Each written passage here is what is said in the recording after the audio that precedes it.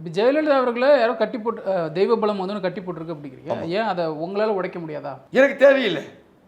அந்த மாதிரி உடைச்சி எனக்கு நான் தெய்வ மக்களுக்காக நன்மை செய்யக்கூடியவன். என்னோட வழிபாடு மூலமாக மக்களுக்கு மனதை மாற்றி நல்வழிப்படுத்தக்கூடிய அந்த அம்மாவோட பேசி எனக்கு ஒன்றும் ஆக போகிறது ஒன்றும் கிடையாது. அவங்க என்ன சொல்லுவாங்க, அவங்க வந்து அவங்க கட்சி பேசுவாங்க, அது வந்து சொல்லுவாங்க. அவங்க அது வந்து பொதுவான ஒரு விஷயமா இருக்க விஷயம்.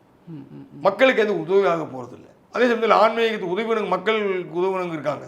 அவங்க மூலம் ஏதாவது சொன்னாங்கன்னா அவங்க சில உதவிகளை செய்ய சொல்லுவாங்க. அவங்க குடும்பத்துக்காக வேண்டி, அவங்க குடும்பத்துக்காக வேண்டி உழைத்த தெய்வத்துக்காக வேண்டியும் தர்மத்துக்காக உழைத்த குடும்பங்கள் இருக்குது. அந்த குடும்பத்துக்கு ஏதாவது ஒரு நல்ல வழி சொன்னாங்கன்னா அவங்க மாற்றி செய்ய முடியும், புண்ணியம் தேட முடியும். என் நோக்கம் அதுதான். ஜெயலலிதா அம்மாட்ட சொல்லி நான் என்ன பண்ண போகிறேன்? வேற எந்தெந்த தலைவர்கள்ட்ட நீங்கள் பேசியிருக்கீங்க? நான் எல்லா ஆண்டு வேணாலும் பேச முடியும். இல்லை பேசினது யார்கிட்டயாச்சும்? விஜயகாந்த் இல்லாமல் விஜயகாந்த் பேசுறது வந்து அவரோட குலதெய்வமும் கூட இருக்கு. அவருக்கு குலதெய்வத்தோட ஆசீர்வாதம். ஆக்சுவலாக அவர் மரணமே இயற்கையானது அல்லன்னு சொல்கிறார். அவரே சொல்கிறாரு. வேற என்ன சொல்கிறாரு? அதான் என் மரணமே இயற்கையான, நான் ஏமாந்துட்டேன் அப்படிங்கிறார். நான் கொஞ்சம் உஷாராக இருந்துக்கணும். நான் அவர்கிட்ட பலமுறை போய் அணுகி போய் சொல்ல போனேன். சுற்றி உள்ளவங்க என்னை தடுத்துட்டாங்க. கோயம்புத்தூர்லேயே பலமுறை போய் பார்க்க போயிருக்கேன். பல பேர் என்னை சேர்த்தா அவங்களுக்கு முகத்திரை கிழிஞ்சிரும் சொல்லி பக்கத்தில் போக விடலை. இப்போ நானும் அதை பற்றி கவலைப்படலை.